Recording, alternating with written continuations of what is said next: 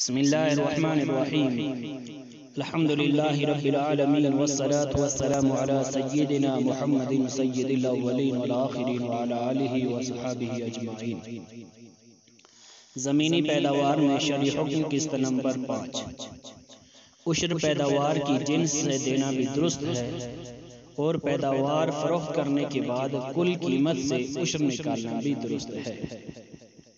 اگر زمین میں اخروٹ یا کوئی اور بیج بویا جائے جس سے مقصود درخت حاصل کرنے ہوں اور درختوں کو فروخت کرنے کے بعد نفع حاصل کیا جائے تو ان اخروٹ وغیرہ کے درختوں یا کل قیمت میں عشر واجب ہے۔ سیب، اخروٹ، امرود، ناشپاتی وغیرہ میں ڈبوں یا بوریوں کے ذریعے سے بھی عشر نکالنا جائز ہے۔ مثلا اخروٹ کی 10 بوریوں میں سے 1 بوری نکالی جائے یا سیب کی 10 پیٹیوں یا 10 ڈبوں سے 1 ڈبہ عشر نکالا جائے، یہ بھی جائز ہے۔ اسی طرح کل فصل فروخت کرنے کے بعد کل قیمت کا 10واں حصہ بطور عشر نکالا جائے، یہ بھی جائز ہے۔ مثلا 10,000 سے 1,000 اور 10 لاکھ میں سے 1 لاکھ میں سے 10,000۔ مکئی کی پیداوار میں بھی عشر واجب ہے۔ مثلا 10 بوریوں میں سے 1 بوری نکالی جائے یا کل قیمت سے 10واں حصہ بطور عشر نکالا جائے۔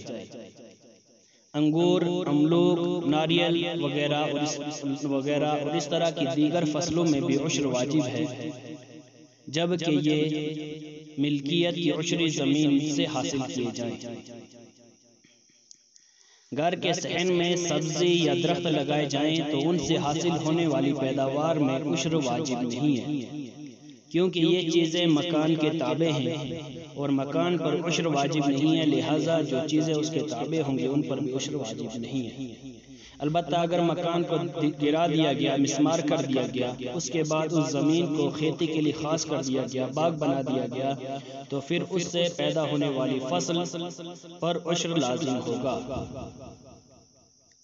عشر پوری پیداوار یا پیداوار کی کل قیمت سے نکالنا جائز ہے۔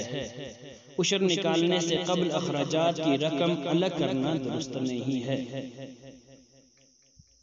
اگر پیداوار کا مالک مقروض ہے تب بھی اس پر عشر نکالنا لازم ہے۔ اگر پیداوار کٹنے سے پہلے ہی ہلاک ہو جائے، خواہ مالک کی سستی کی وجہ سے یا کسی آسمانی آفت کی وجہ سے برباد ہو جائے تو مالک پر عشر واجب نہیں ہے۔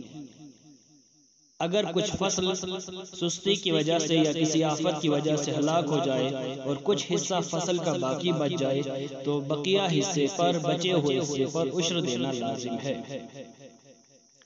اگر کسی شخص نے کسی کی پیداوار ہلاک کر دی اور پھر اس آدمی پر جرم ثابت ہوا، جرم ثابت ہونے کے بعد اس پر تاوان لازم کیا گیا، تو تاوان وصول کرنے سے پہلے زمین کے مالک پر عشر واجب نہیں ہے، تاوان ملنے کے بعد پوری قیمت سے عشر دینا لازم ہے۔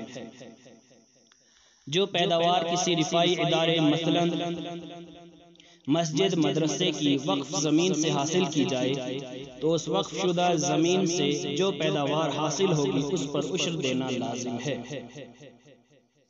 وہ پہاڑ یا جنگل جو کسی کی ملکیت میں نہیں اور عشری زمین میں ہیں، ان سے جو پیداوار بھی جو شخص بھی حاصل کرے گا اس شخص پر عشر دینا لازم ہے۔ اگر جنگل کی زمین حکومت نے کسی کے حوالے کر دی تو جس کے حوالے زمین کی گئی ہے، اگر اس نے جنگل سے پھل حاصل کیے یا پہاڑوں سے پھل حاصل کیے تو اس پر عشر دینا لازم ہے۔ اسی طرح اس کے علاوہ اگر کسی دوسرے شخص نے جنگل سے پھل وغیرہ حاصل کیے جس کی ملکیت میں حکومت نے زمین نہیں دی ہے تو اس پر بھی عشر نکالنا لازم ہے۔ اگر مسجد کے احاطے یا مدرسے کے احاطے یا صحن میں پھل درخت کمیٹی کی جانب سے لگائے جائے تو ان میں عشر واجب نہیں ہے، کیونکہ یہ چیزیں مدرسے یا مسجد کے تابع ہیں۔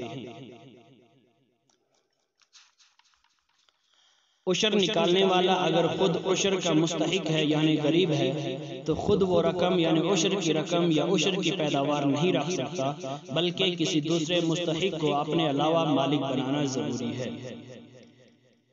نابالغ کے پاس اگر زمین ہے، اس سے پیداوار حاصل ہو رہی ہے، یا اسی طرح کسی پاگل کے پاس زمین ہے، اس سے کوئی سرپرست اس کا پیداوار حاصل کر رہا ہے تو سرپرست پر یا اسی طرح نابالغ کے ولی پر عشر نکالنا لازم ہے۔